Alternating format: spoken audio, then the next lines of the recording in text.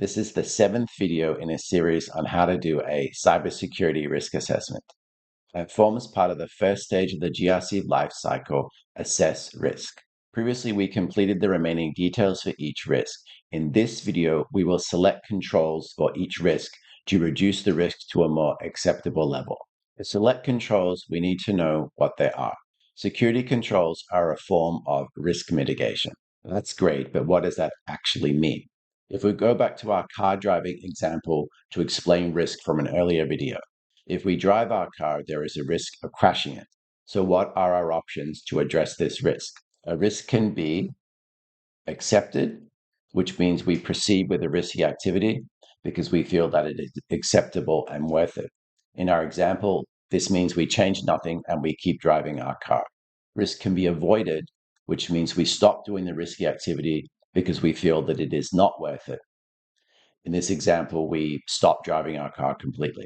Risk can be transferred, which means that we get someone else to take on the risk, usually done through outsourcing the activity, causing the risk, or getting insurance. So in the case of the car driving example, it means taking out car insurance. Or risk can be mitigated, which means we do something to control and reduce the risk to an acceptable level, and this allows us to proceed with a risky activity. In our example, this means driving our car with changes and restrictions, such as only driving during the daytime, only driving when the road is dry, and making sure we stay below the speed limit. This does not mean we will never have an accident, but by putting these restrictions in place, we are reducing the chance of having an accident, the likelihood, and the impact or severity of a crash if we have one. This does not mean we will never have an accident. It means we have reduced the likelihood of an accident occurring and the impact if an accident were to occur. This is what controls are. Things that we do to take a risk that was too high for an activity that we wanted to do, and we make the risk more acceptable such that it makes sense to proceed with the activity. So security controls reduce the likelihood and or impact of a risk. In a risk assessment, any controls that we include are generally a recommendation rather than a requirement. This does depend on who your client is, what the engagement is about. Remember that controls cost money and cause inconvenience. So we cannot simply suggest every control we can think of for every single risk. It's very possible that our client already has some controls in place, and we don't know if they're there. We don't know if they're working effectively or not. Determining the effectiveness of any existing controls is what we do in our next deliverable, the control validation audit. Let's take this scenario and think of what measures we could potentially put in place to reduce the likelihood or impact of the risk. So we have a person walking along at night, so they cannot see very well, meaning they wouldn't necessarily see the banana peel they might slip over on. They're distracted by their phone. If they slip over on the banana peel, there's then a prickly cactus they could stab themselves on before they fall to the ground. Try pausing the video and see if you can think of some things we could do, some measures we could take to reduce the likelihood and or impact of this risk. The person could walk during the day instead of at night, which reduces the likelihood of the risk, because during the day, it's more likely that they can see the banana peel and therefore not step on it.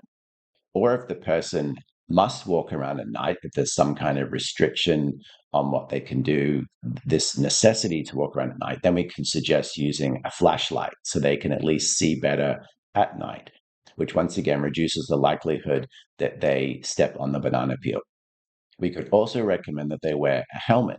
Now, in this case, we're reducing the impact because a helmet doesn't make it less likely that they step on the banana peel. But if they do, if the risk happens, the risk is not going to be as serious, as impactful, because the helmet will protect their head when they fall onto the ground and potentially protect from any cactus prickles stabbing them in the head as well.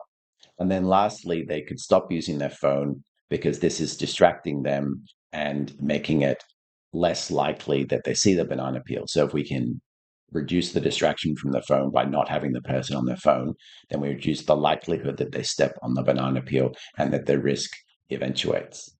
Some controls make sense to combine together, like walking during the day wearing a helmet and not using the phone, while using a flashlight makes no sense if you're walking around in the day. But you may still recommend the flashlight because maybe this person can walk during the day generally, but sometimes they have to walk at night. Therefore, the flashlight control is there for that situation. This is another example of making sure you understand the context of the client when you're determining the risks, but also when you're recommending controls. Remember, though, that security controls can reduce the likelihood and or impact of risks, but cannot remove risk entirely. And it's very possible that the client does not have the budget or appetite for controls that you recommend. The next thing we're going to do is go to Appendix C Controls Catalog in our risk assessment document. I want to run through the different controls, explaining what controls we've got here, how I came up with these, and how you would use each one before we begin.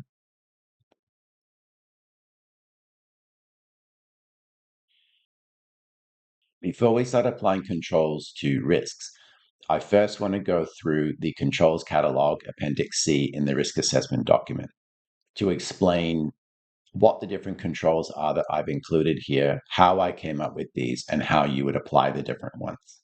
There are 15 controls in this catalog. Normally, you would have a lot more.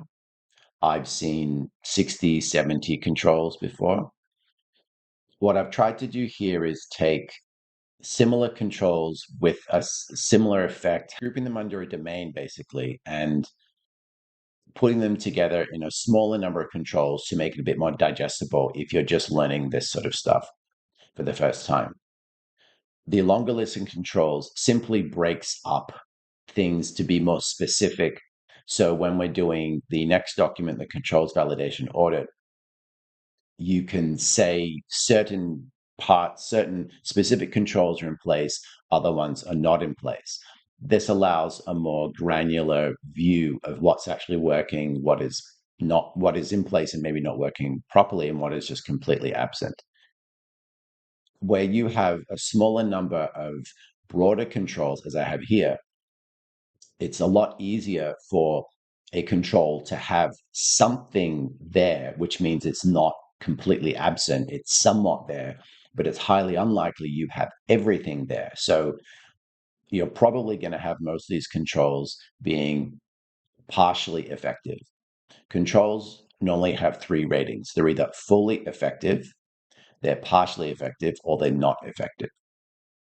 So if we have big, broad controls, it's a lot easier for us to have something. So it's partially effective as a minimum, but we don't have everything. So there is this drawback of a lot of these controls are probably going to be partially effective. Another thing about this controls catalog is the why it matters column is something you would not normally have. And indeed, the explanation for the likelihood and impact is also not something you would normally have. You would normally just say likelihood or impact.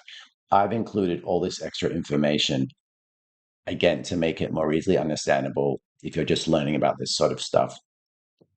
So you have the control explained in plain English, in simple everyday terms, why you would have this control, what it does, what the purpose is. In the likelihood and impact section, where you see these different codes, these are referencing NIST Special Publication 853, which is a very long, comprehensive list with hundreds of controls that I went through and synthesized into the 15 controls that you see here.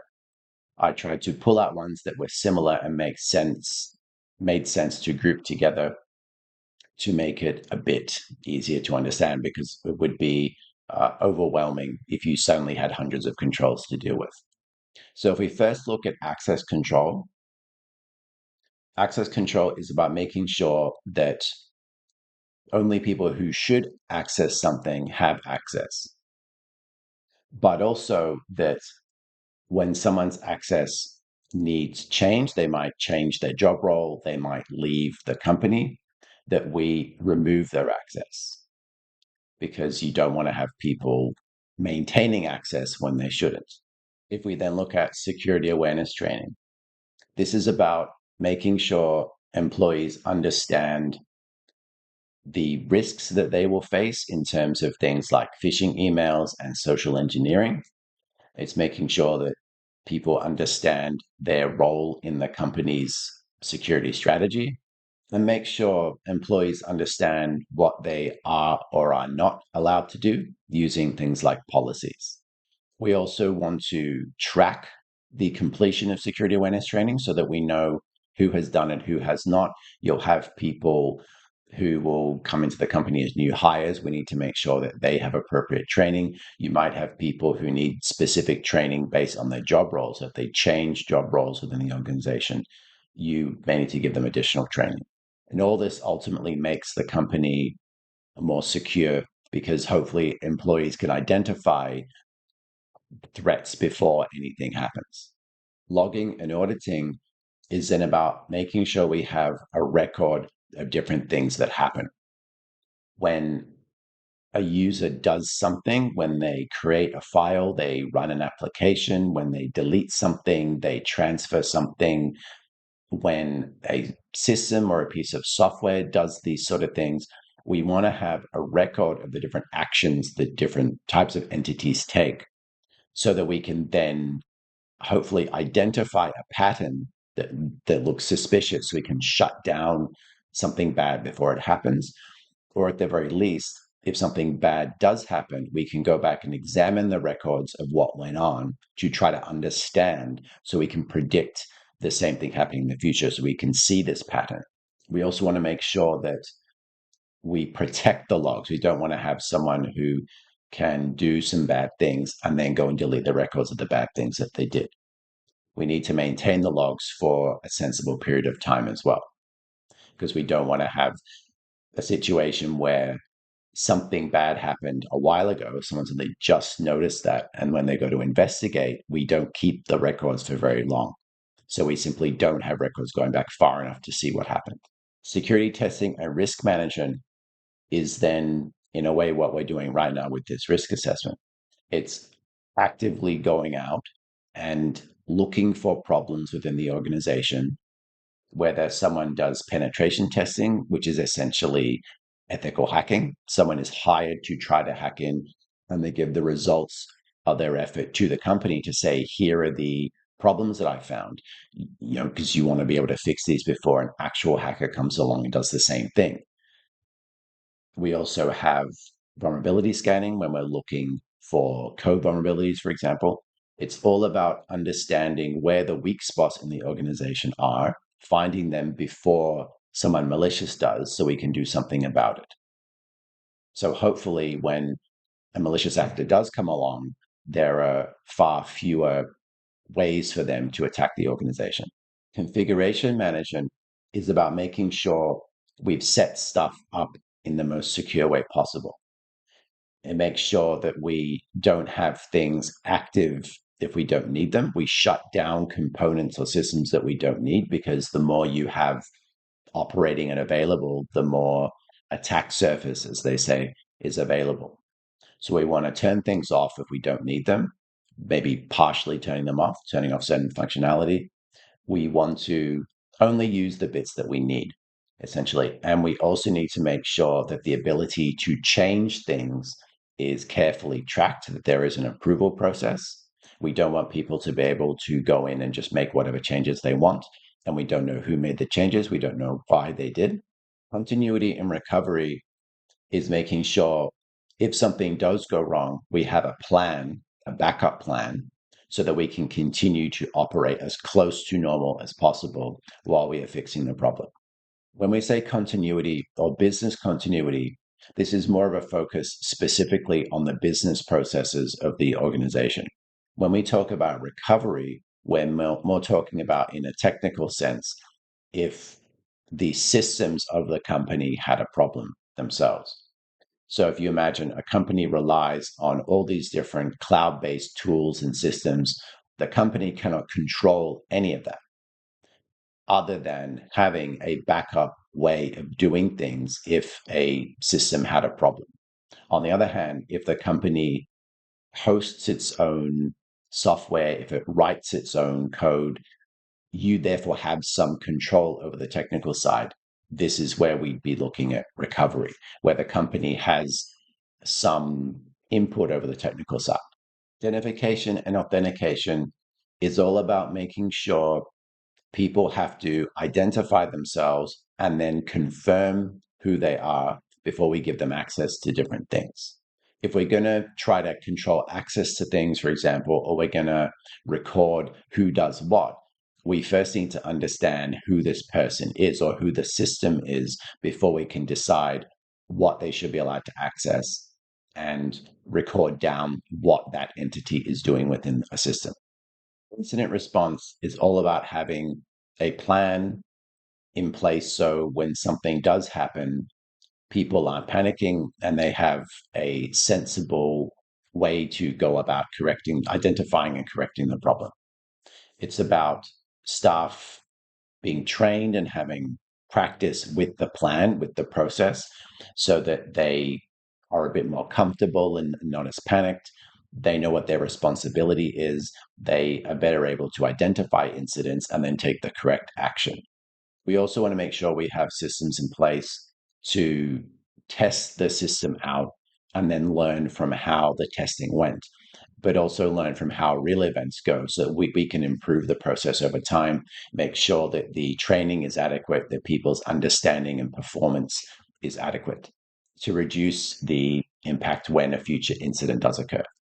Security program management is about making sure that the organization has an overarching plan for what they're trying to do and how they're trying to do it. For example, earlier on, we had a control about security testing and management. There's no point going and finding all of these potential issues that you now need to fix, but then no one ever goes and actually fixes them because there's no plan to plug those results into and then manage the remediation of those issues to make sure that they're fixed. If we don't have any kind of management program in place, we don't know that everyone is moving towards the same goal, that everyone they might be doing different things. There might be assumptions about who's responsible for what. And then you end up missing things that you shouldn't have missed. Personnel security is about making sure you have some kind of system in place to check who employees of an organization are. You ideally check them before you hire them, and you probably want to periodically check them during employment as well. This is to try and understand who may be more of a risk as an insider threat.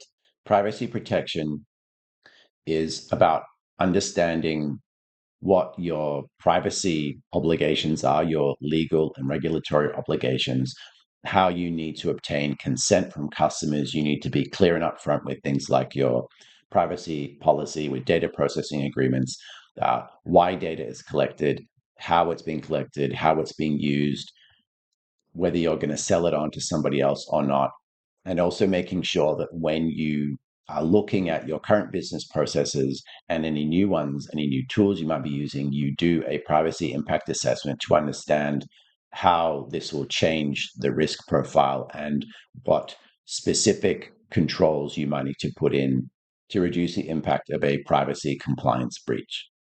Secure software development is about making sure you have training for employees, you have processes and tools in place to simply reduce the chance that you have vulnerabilities and bugs, errors in your code in software that you make. Big component of this is as well is testing. It's trying out your software, making sure everything works correctly and that you don't have unexpected results or capabilities. If you've got security in mind from the very beginning when building software, that makes it a lot less likely that people accidentally introduce errors as they're creating the code. System defense and integrity focuses on things like devices, systems, cloud environments, making sure that these are configured correctly, making sure you have malware scanning, intrusion detection systems, where it's all about keeping the device safe. If we think back to an earlier video looking at information security versus cybersecurity versus physical security, you could consider this to be a specific cybersecurity control, where we're looking at devices and systems, servers, things like this. Data protection, on the other hand, is more of a focus on information security, where we're talking about things like encrypting the data, having data retention policies in place, which is how long we keep data for. If you have customer data from 20 years ago and you're not dealing with those customers anymore, and then that data gets um, disclosed, then you'll definitely be in big trouble because it's not reasonable to keep data around for such a long time in this specific example. And finally, we have supply chain security, which is about making sure when you're choosing a supplier, you've done some kind of checks on them to, for example, make sure that they're a real company. You may require suppliers to provide you with evidence of their security practices. You may reserve the right to do an audit on them.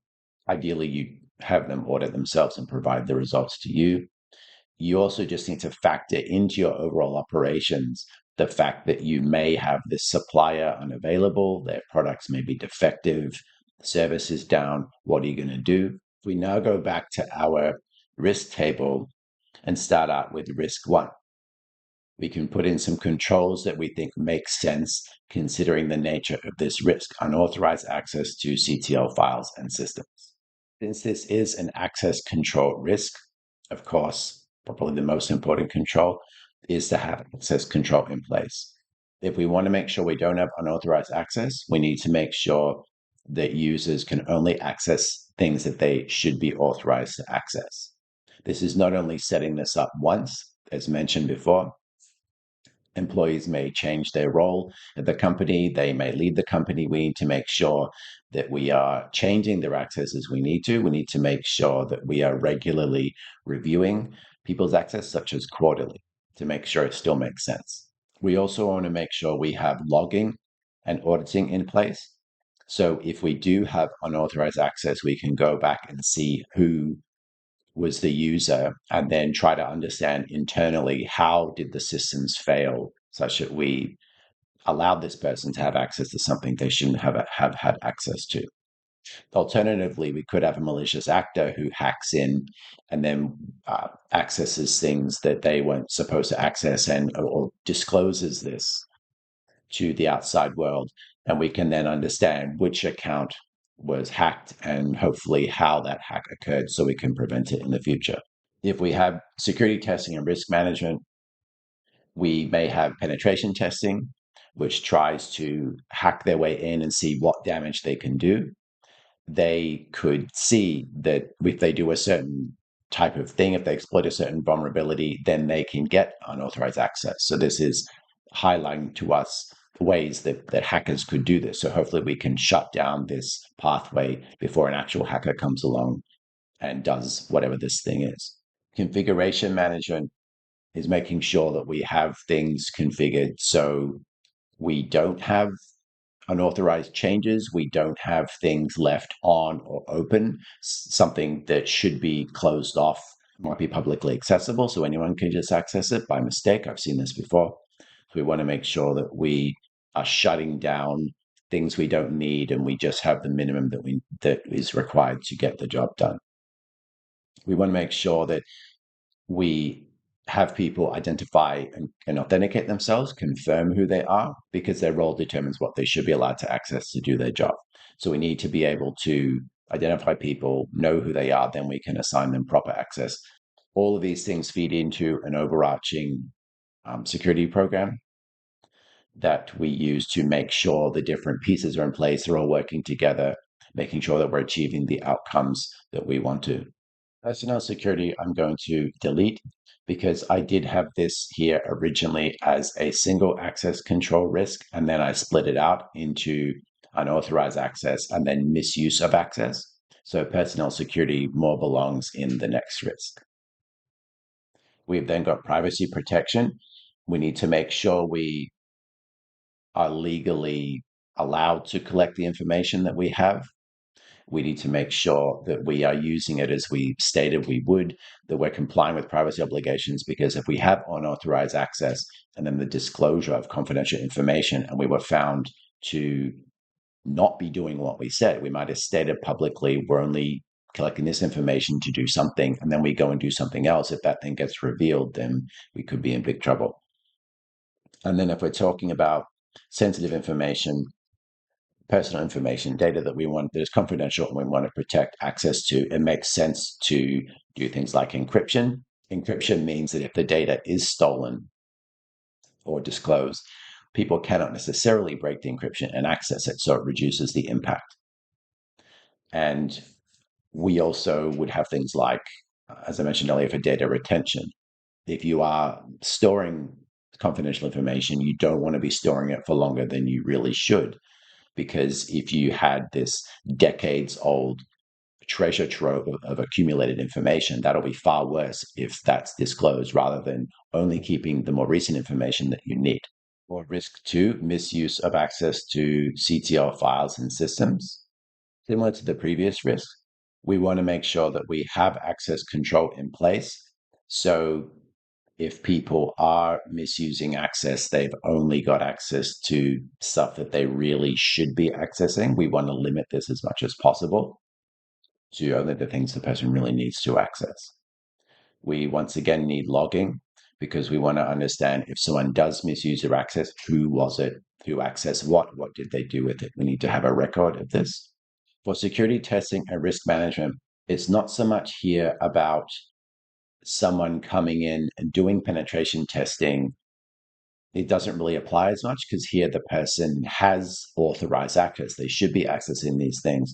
It would be more around the risk management side of understanding, if you're storing certain information, what is the risk of storing that information, considering that people do need to access that to do their job, and it's possible that someone misuses access. It's about just factoring this into the risk management plan of the company. Once again, configuration management, just making sure that we are only turning things on if they need to be on, making sure we have the bare minimum available, because someone might, for example, temporarily or very intermittently need access to something. Do we really need to give them access to that at all? Could someone else provide the file or whatever it is, provide them the information intermittently instead of just giving this person access? Because if they have free access, then it increases the chance of them misusing it. Of course, if someone is accessing something and they're misusing their access, we need to understand who they are, so that we must have identification and authentication in place to be able to identify the user and understand who it is. All of this is previously ties into an overall security management program, so that it's all working together within the organization as part of an overall plan. In this case, personnel security is very applicable. We want to understand who this person is, who's getting access to whatever information it is. You can then make a judgment on whether you want a person who has not necessarily passed the vetting and background checks the way you would want them to. Do you give them access to certain information? You might not want to. This is where we can manage who we put into certain positions where that position requires access to certain information. Once again, privacy protection makes sure that making sure that we're using the information in the way that we set out, in the way we gained consent for. And then data protection, we can, once again, if we have retention, we can make sure we're only storing data back to a certain point, which limits the amount of damage that can be done if someone does misuse access.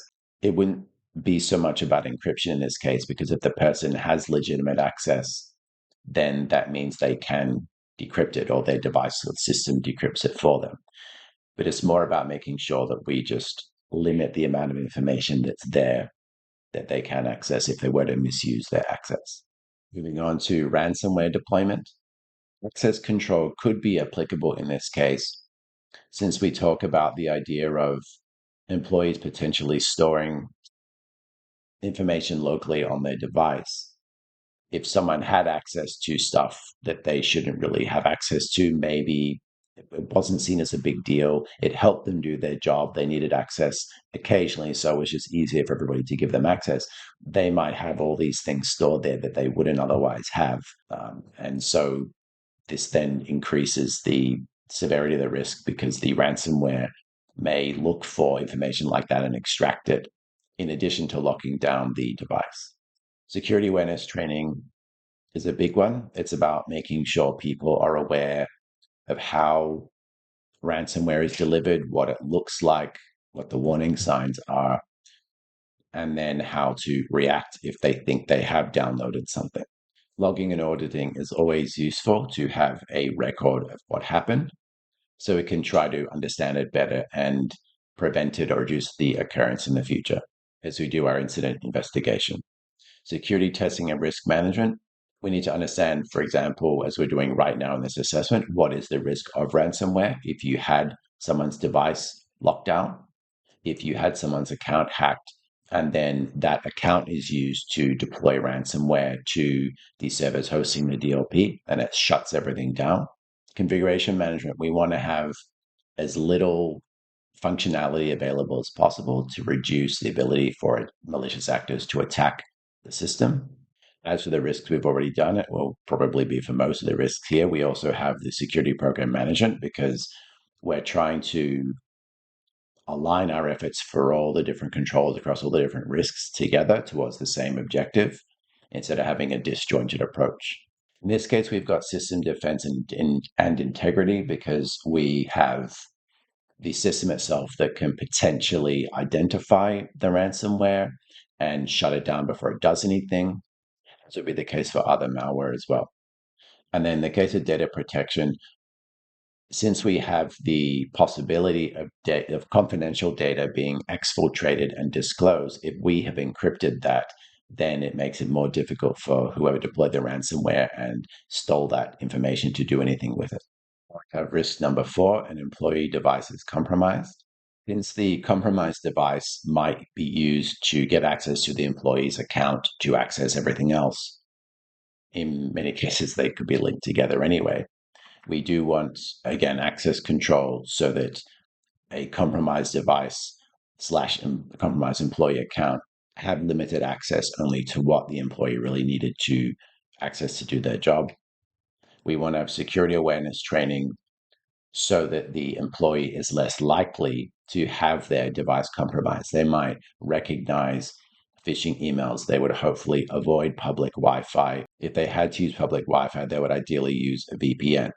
If they were working from home or in a public workspace, they would ideally protect their device. They would not allow it to be stolen. They would not allow people to look over their shoulder and see them typing in the password, these kind of things. As for other risks, we want logging and auditing. We want to have a record of what has happened so we can do our investigation later on to understand what happened and ideally prevent or reduce the occurrence in the future. For security testing and risk management, we may have something in place like a simulated phishing program where we see how likely is it that employees within the organization do click on links and therefore could click on a link, download malware that then compromises their device.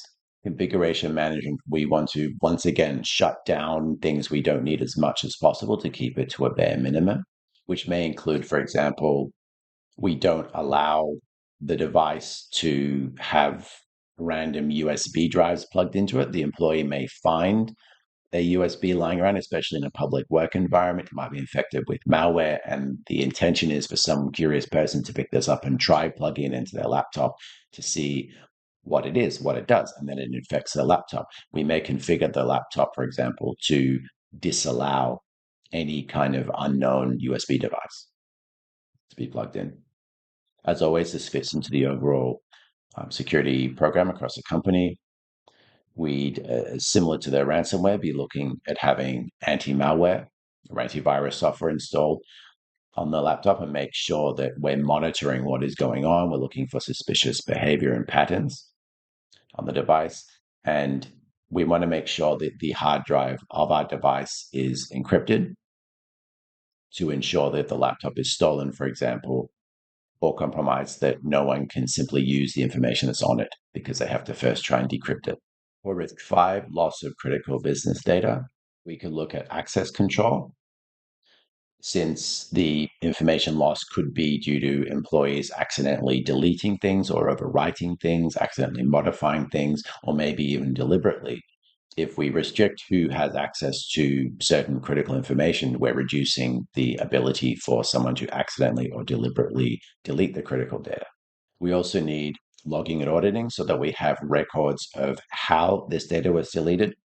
Was it a system glitch or problem? Was it a user? Was it deliberate or accidental? We need to understand what happened. We could then have, for security testing and risk management, penetration testing. We may see if they can get in and get access to this critical data, how easily they can get access to it and then delete it. Continuity and recovery is very important for this particular risk. We need to understand, if we did lose this, how could the company keep functioning as well as it could? And if we had some technical input into it, if it was, for example, information in the cloud environment managed by CTL to run their digital logistics platform, what is their plan in place to restore the information? They might have a cloud backup somewhere else using their AWS environment to configure a different data center in a different part of the world to have a backup, because you have these sort of things. So if a data center goes down in one part of the world, if there's some kind of natural disaster or other problem in one area of the world, you've replicated systems in that data center to a different data center in a completely different area of the world, so that now that one can come online as your backup copy. So we need to look at what sort of technical measures we have in place if we were to have this loss of critical business data. And as always, this fits into the overall security program across the company. So we have risk 6, inadequate incident response and recovery processes. Logging and auditing is very important so we can understand, if an incident did happen, what happened, who did what, how did things come together. We may be able to identify what look like normal activities that actually escalated later on into some kind of problem. So it's very important that we have records of what everyone was doing when something went wrong to understand what happened. We then have continuity and recovery. It's important that we have these processes in place to be able to redirect the way business processes work if something has a problem. If we can initiate the technical recovery process, we need to make sure that we have practiced these things, that we know what to do, that when an incident happens, it's one thing to deal with the incident itself, but then at the same time, we need to be looking for how the company can get back online as quickly as possible. We've then got the whole incident response process in one control, where we're ensuring that we have a plan in place, that we can triage an incident. We look at something that seems to have gone wrong and we try to understand what it is. We make sure people understand what different incidents are, what they look like, what they're supposed to do in these situations, what their roles and responsibilities are, to ensure that everyone reacts in an appropriate way. We don't want to have inappropriate actions being taken. We don't want to have no action being taken. We want to make sure that all of this is tested, that everyone has had practice being in that kind of situation. Nothing can really provide that realistic level of stress and panic that people will feel, but at least if they've had some practice and they've been drilled in going through processes and which documents to refer to tell them what to do, this will lessen the panic and the mayhem when things do go wrong. And then this ties into our overall security program across the company. For risk 7, the AWS tenancy being compromised, of logging and auditing again, because we want to understand, if something went wrong, what exactly happened. We've then got security testing and risk management. We would definitely want to engage a company to do penetration testing on the AWS tenancy and see how they can get in, if they can, and then be able to fix the issues that they find. For configuration management, we definitely, in this case, want to shut down features we don't need, keep things to an absolute minimum, because it reduces the attack surface that malicious actors can exploit. We then want to make sure that within the AWS tenancy, we have things like antivirus enabled, we have monitoring systems enabled to make sure that we are keeping an eye on what's going on. So if something does happen, we can catch it hopefully in the early stage and do something about it. And we also then want to have data protection because we want to configure the environment to encrypt information, for example, data that's stored within there. And we want to make sure that we are not keeping too much information in there, keeping data retention in mind. For risk 8, we have the digital logistics platform having a vulnerability exploited. Again, we need to make sure we've got logging and auditing in place. So we've got a record of what has happened. If there was some kind of incident, we can see, we would ideally want to understand how the vulnerability was exploited and what was done once this had happened. So penetration testing will be very important here because this is exactly what it is designed to look for. We would ideally have any vulnerabilities in the DLP highlighted to us by the penetration test report so we can then patch and remediate these items so that we can then close off the ability for a malicious actor to use the same vulnerability. Configuration management, we want to make sure we haven't got unnecessary features in our DLP. If we had some features put in and now we don't need them, we could turn those off. We want the ability to do that, and we want to then execute on that. We definitely need secure software development. We need to make sure that the developers have an understanding of common security vulnerabilities, that they ensure they don't include these when they're generating this application. We want to make sure that we test the functionality of our app to find errors and bugs and to find when unexpected things happen and then fix all of these problems so that we have the most stable, predictable application that we can. We also need system defense and integrity. We need to be monitoring what the DLP is doing on its cloud server and make sure that when something strange happens, that we can identify this and do something about it quickly. Then we need to have data protection as well, so that if the DLP is compromised through the exploitation of a vulnerability, we've hopefully protected the data separately using encryption, for example, and data retention to make sure that we are limiting the impact. For risk 9, a service disruption for the digital logistics platform, we need the ability to, for example, activate a backup copy of the DLP hosted on a different server, or alternatively, we may want to just make sure that we have the ability to restore the backup copy of data to the cloud server we normally run the DLP off of. And we can do this quickly because we've had ideally some practice doing restoration testing where you assume there is an issue with your main copy of something like an app or the data that app runs off of, and then you restore your working copy of the app and its data using backups. We want to practice this and make sure we can do it quickly and we can rely on this process. We also want to have system defense and integrity. In this case, we would be looking at protection against denial of service attacks. I wanted to add in as well secure software development. Through having secure software development, we would ideally have software that is less prone to bugs, glitches, errors, because we could bring down our DLP from within if we have a mistake with the coding. We move on to risk 10, that the data logistics platform has API connectivity issues. We want to make sure we have configuration management. We don't want there to be, in this case, a correct setup to use APIs to connect to other platforms and tools, systems.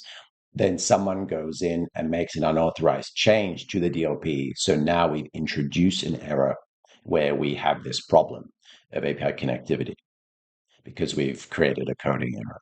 We want to make sure that we control changes in such a way that we are assessing the risk of making them, they're approved, and then they're tested before in a testing environment before it's actually rolled out to the live version of an app. We also need continuity and recovery because we need to understand if we had a connectivity issue with another system, because this leads to service disruption. If we had a system that we use all these systems, we do rely on them. So how badly do we rely on them? What do we do in the event of a connectivity issue and we can no longer rely on them as normal? We want secure software development so we can code our app correctly in the first place. We make sure that we set up our app to correctly connect to other apps using APIs. And if we then publish, if you want to connect to ours, this is what you do. We need to make sure we follow our own documentation so we don't have people trying to connect to our app and we find that there's a problem there. Then we also need system defense and integrity. In this case, we're specifically looking at making sure we can handle extra traffic or denial of service attacks because we are able to cope with this legitimate traffic through scaling up the size of our app, or we have the ability to drop excessive API requests coming in the form of a denial of service attack. Or risk 11, legacy warehouse software compromised. We want to have logging and auditing in place so we can see what did happen if something bad does happen. We could use security testing and risk management where we use penetration testing perhaps to try and uncover additional vulnerabilities that are not widely known in our legacy software. And so once we know what we're dealing with here, we can then make decisions on potentially whether we even keep this software. Is it really worth keeping it or not? Or do we try and replace it, even though replacing it will be a pain, it will cost? You have to look at your cost benefit analysis to see whether you should keep it or not.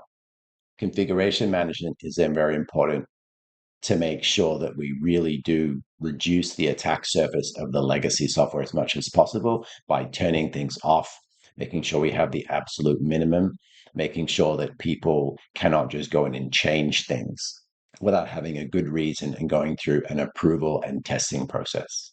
We then need continuity and recovery because if the warehouse software is compromised, the warehouse cannot function properly, and we need to have the ability to still function as best we can and have a plan to restore the system if we can. We then want to make sure that we have as much additional protection for the system as possible. We'd want to have things like intrusion detection software, anti-malware software to try to catch things to help the software out as much as we can. And then data protection, it may be that the software is compromised, but this does not necessarily mean the data sitting alongside it has to be compromised as well. So if we can separately protect the data through things like encryption and data retention, we can then reduce the impact if there is a problem. For risk 12, the shipment routing engine is not available. We should have continuity and recovery. So we have a plan in place to function if the shipment routing engine was not available. And ideally, because this is a supplier, we would have supply chain security where we do have visibility into the security of the supplier to have an idea of how much of a risk we should consider them to be. We'd also want to make sure that in our contract with them, we require them to report security incidents, for example. The same logic we just used for risk 12 to apply those two controls can also be used for the next few risks as well. Due to these risks all being specific examples of the broader theme of problems with other apps that the digital logistics platform depends on, including risk 13, where the shipment routing engine is compromised, risk 14, where a freight carrier system is unavailable, risk 15, where a freight carrier system is compromised, and risk 16, where the shipment tracking system is unavailable. In all these cases where there's a problem with the vendor, there's nothing that Cargo Trail Logistics can actually do to specifically stop these bad things from happening. All they can do is protect themselves by minimizing the impact that these issues have on them, by making sure they understand what function the vendor fulfills and what they would do if there was a problem to keep the company functioning as close to normal as possible. And then making sure that they do understand through supply chain security as much as they can how high risk each vendor is in relation to the function that they fulfill for CTO, and then plan accordingly, while also making sure that they at least have in the contract that if the vendor has a security incident, especially if it does relate to CTL, that it has to be reported to CTL within a reasonable time frame, like 24 hours. For risk 17, an invalid invoice being paid, we want to make sure we have access control so that only people who should be involved in the invoice approval and then invoice payment process actually need access. We would also want to specifically have the concept of separation of duties, where we say someone who can approve invoices cannot also control bank transfer and invoice payment, because that way you make it more difficult for one person to perpetrate fraud. We also want to have security awareness training so that employees are aware of different types of scams and tactics used by malicious actors, including submitting an invoice that they hope they can sneak through the system and it gets paid. We then need personnel security because we want to make sure that we understand the background of people who are having access to things such as the ability to process and pay invoices, or I should say process or pay invoices, because ideally you don't have the same person doing both. And then supply chain security, we would ideally understand who our suppliers are. We would have, for example, an approved suppliers list. And if we have an invoice show up from a company no one's ever heard of, it's not on that list, we don't just casually pay it. We do investigate anything that seems out of the ordinary from a supplier, such as a strange invoice from an existing supplier or an invoice from a brand new supplier. For risk 18, a fake freight carrier being used. Similar to the invalid invoice, we want to make sure we control access to who has the ability to see quotations and approve the use of different freight carriers for different roles or jobs. We want to make sure that not just anyone can make these decisions because it can help them to facilitate fraud. We then need security awareness training so that employees are aware of the different kinds of threats and scams, things like that. Because this is a logistics company and they are using these freight carriers to move around all the shipments, CTLs, and doing it themselves, this is a potential way for people to be able to steal a shipment. If they pretend that they're a freight carrier, agree to pick up a shipment, a truck comes and picks it up, and then no one ever sees it again. We want people to be aware of the types of scams that might be perpetrated specifically on a particular business, like in this case, a logistics company. We need personnel security again to make sure that the people who are making these decisions around specific threats due to the specific business processes of this company, that we have the right people in there. Then supply chain security, ideally, we would do some due diligence on any supplier before we put them on our approved suppliers list, which therefore allows them to be used. We don't want some company to just ring up and say, oh, we're a new freight carrier, we're happy to give you discounted rates. And so someone at CTL says, okay, that sounds like a great idea. And they have no idea if the company's real, who they are. We need to make sure we have a supplier due diligence and vetting process. For risk 19, the IT managed service provider account being compromised, we need quite a few controls. We need access control because if we do need the managed service provider to perform particular services for us, we need to restrict their access to just what we really need them to do. We don't need them having unnecessary access. If this is the case, it means that you could contain an incident a bit more if you controlled access, whereas if anyone can access anything, then it makes it a lot worse. We need logging and auditing so we can see who is doing what, including what a supplier account, in this case, IT managed service provider, is doing. With security testing and risk management, if we were having penetration testing on our app, we could also see if they can get into the managed service provider account, if they could use social engineering or other means to get access and compromise the account. We will want configuration management. So we are controlling changes that are made to configurations. We don't want this account to be compromised and it just has the ability to make whatever changes at once and there's no oversight from anyone else. We need to control changes through a proper formal process, including submitting a request for a change, and then approval, then testing of the change before the change is actually implemented.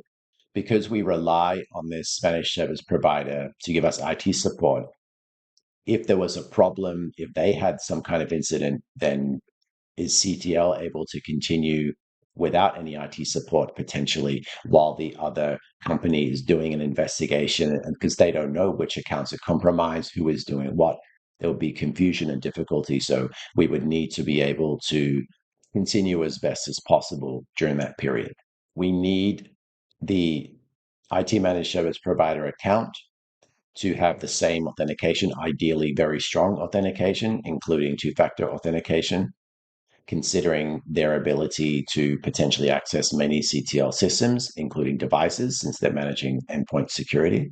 We need to make sure we authenticate the account, plus we have the logging to understand what that account is doing. So if there is a problem stemming from this account being compromised, we can trace things back. This would then very much be a part of our company-wide security program. So we need this control. We will want to have system defense and integrity so we can monitor for any suspicious activity on laptops, on servers in the cloud environment. In case this account does get compromised and starts doing strange things, we then want data protection so that in case this account was compromised and then the malicious actor tried to exfiltrate data, if we make sure our data is encrypted, it can make it harder for them to get access. And then supply chain security, we very much want to do our due diligence on this company. Ideally, they would have good security practices, but it's very possible, even common, that IT companies do not necessarily understand that they don't have the best cyber hygiene themselves. They might have bad habits. They might be taking shortcuts. They might have an attitude where the security, they do some, but not quite all of it, and they think it's good enough. There can be hubris amongst IT people on their security knowledge and practices. So it's very important to do due diligence on this company. Make sure that it's in the contract. If they do have any kind of incident, they must report it to CTR quickly. And finally, we have risk 20, inadequate privacy protection. It's very important that we have this company-wide security program and that it considers privacy. Privacy is where you have a lot of potential liability in terms of fines and financial penalties if you don't do the right thing. But as we have the security program, it's very important that the company-wide security program incorporates privacy protection. Breaching privacy regulations can be very financially damaging in terms of fines and penalties and can be overlooked. Then we have privacy protection specifically as a control. We need to make sure that we have this in place, that we are doing privacy impact assessments when we are looking at new business processes, when we're looking at new software that we either make ourselves or different tools that we're going to use, understanding how we are protecting privacy through different processes and stages of the business, and making sure we have appropriate controls in place, including gaining consent from customers, making sure we have a lawful reason to have data, to store it, that we're using it for lawful purposes, that we're not sharing with people we shouldn't share with, that we're not selling it without telling customers. We also need to make sure that we have the ability to handle privacy complaints. We don't necessarily need a dedicated privacy officer, but we do need to consider that. There has to be a way for the company to receive privacy complaints from its customers, and we need a way to resolve that internally. Since CTL operates around the world, including Europe, with its more stringent regulations, it may be that CTL decides to apply the tougher standard of Europe to their worldwide operations just to make sure that they're compliant anywhere in the world with everybody. If we then do control mapping is where we simply look at which risks each control has been used for. So I have gone through and looked at where each control was used and then listed it out here. Control mapping allows us to just more easily understand if we have issues in one particular control, what are all the risks affected by that? We can see, for example, if we had incident response not in place, it only affects one risk. If we did have it in place equally, it only affects one risk.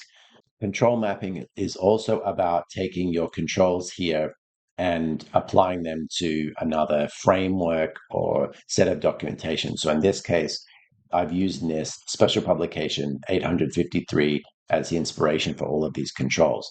So I've gone through and taken up many controls from the different domains in the NIST documentation, and I have then synthesized these into these different controls that you see here. As mentioned earlier in the video, it was to make it a bit easier to digest if you don't have too many controls. Instead of having all of these as individual controls, you've just got 15. We have now finished selecting security controls for the risks that we identified. In the next video, we're going to be looking at risk ratings, specifically the inherent risk rating, which is the rating assuming no controls are in place, and the target risk rating, which assumes that all the controls for each risk we just selected in this video are applied. Let me know in the comments which control you think is overall most important for cargo trail logistics.